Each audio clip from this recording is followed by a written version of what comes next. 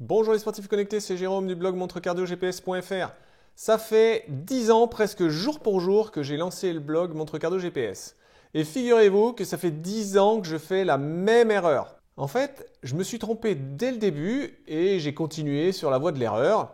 Et ce n'est que fin 2023 que quelqu'un m'a ouvert les yeux. Figurez-vous qu'on ne dit pas écran transréflectif. Pour rappel, c'est le type d'écran qui équipe presque toutes les montres GPS jusqu'à l'arrivée de l'AMOLED il y a à peu près 2 ans. Et c'est évidemment le type d'écran de la majorité des montres GPS que j'ai testé sur le blog. C'est une technologie des écrans qui peuvent être éclairés soit par le dessous, par un rétroéclairage, d'où le trans, parce que la lumière va traverser l'écran, mais aussi par le dessus avec la lumière du soleil qui est réfléchie, d'où le réflectif.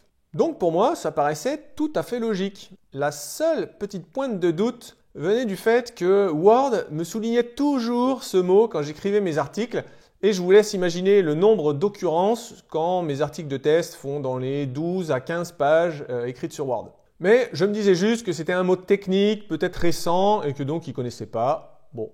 Eh bien en fait non, c'est juste que c'est un mot qui n'existe pas, c'est pas ça. On dit écran transflectif. Quand j'ai reçu le message qui pointait gentiment mon erreur, j'ai bien sûr été vérifié, en commençant par Wikipédia, et on retrouve bien la description que je vous ai faite. Un écran transréflectif est une combinaison de deux technologies, transmissive par le biais d'un éclairage interne situé derrière la dalle de l'écran, et réflective en captant la lumière ambiante située devant la dalle. On trouve aussi au 3e paragraphe, c'est aujourd'hui la solution la plus adaptée à un affichage en plein soleil. Et c'est en partie pour cette caractéristique que les fabricants de montres GPS, donc orientées sport, préféraient ce type d'écran.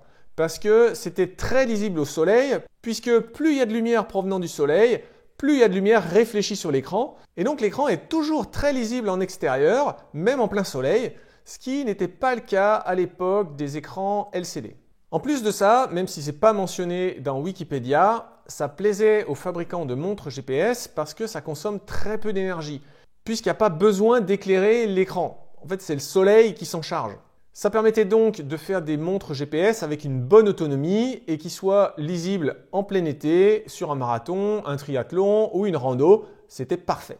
Bon, ce qui me rassure, c'est que si on fait une recherche sur Google, on découvre que je ne suis pas le seul à avoir été induit en erreur. Même l'UFC Que Choisir parle d'écran transréflectif. Mais à partir de maintenant, attention, il ne faudra plus faire la faute. On dit écran transflectif.